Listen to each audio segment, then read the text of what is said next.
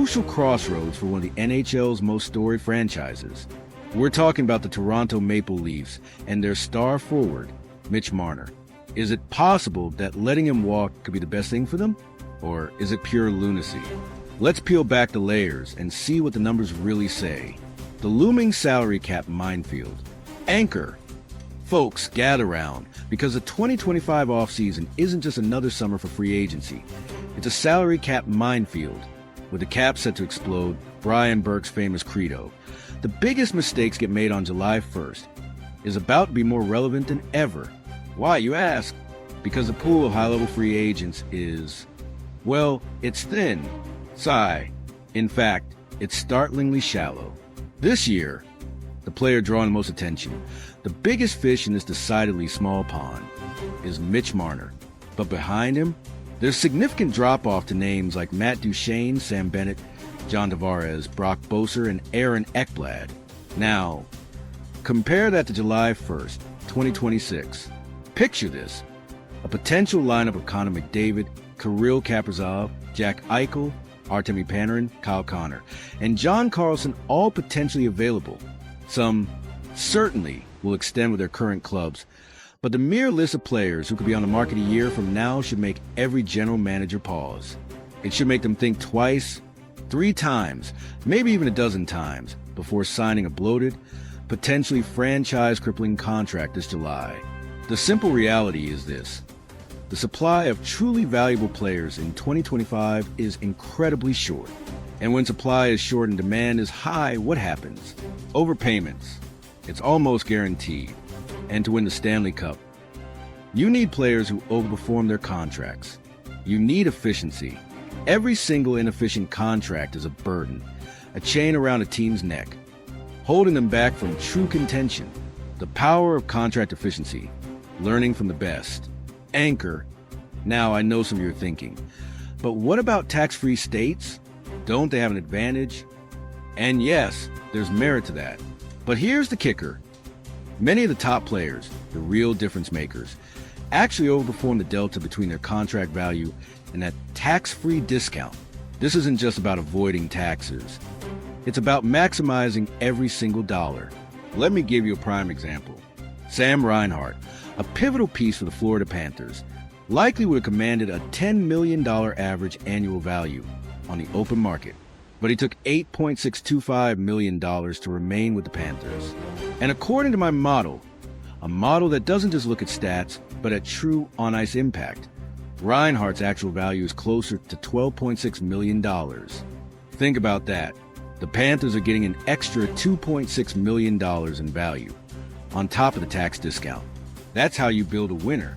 We see similar situations with Brandon Hagel, Nikita Kucherov, Thomas Harley, and Shea Theodore. These aren't just good players. They're savvy investments that provide immense bang for their buck.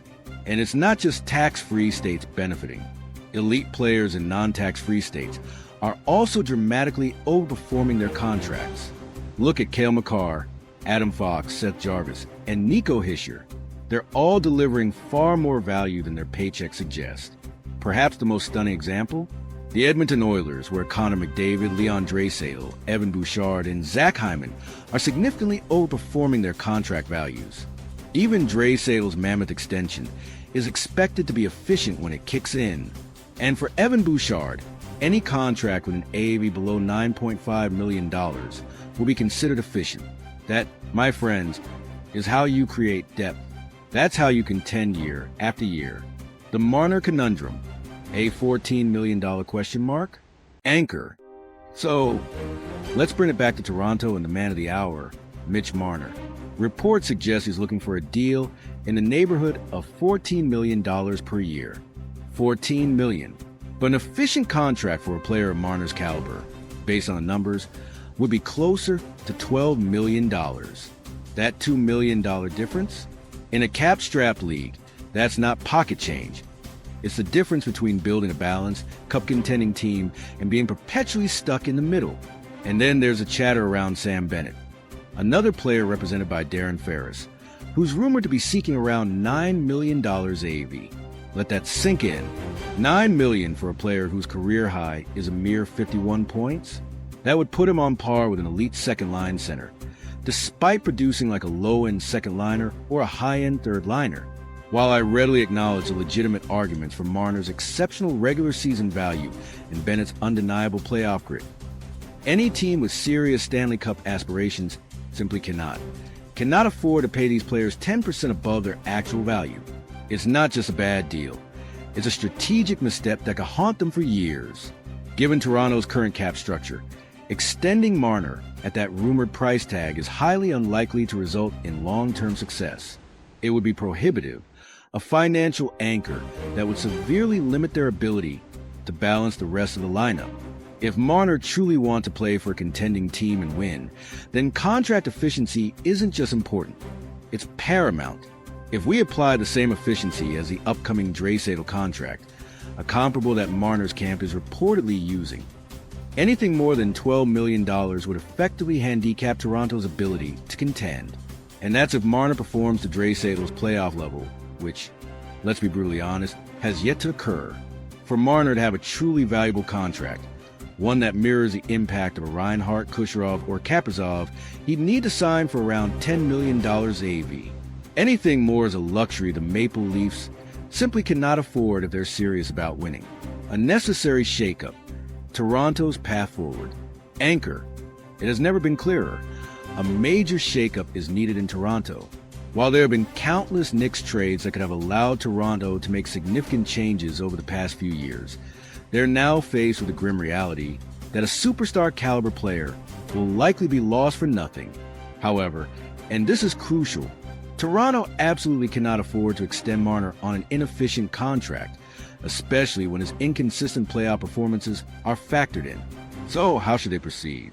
With the contract for both Marner and John Tavares expiring, the Leafs suddenly find themselves with significant cap space to maneuver. They won't replace Marner's value with one player, no, but they can and should redistribute that wealth throughout the lineup, creating a more balanced, more dangerous team.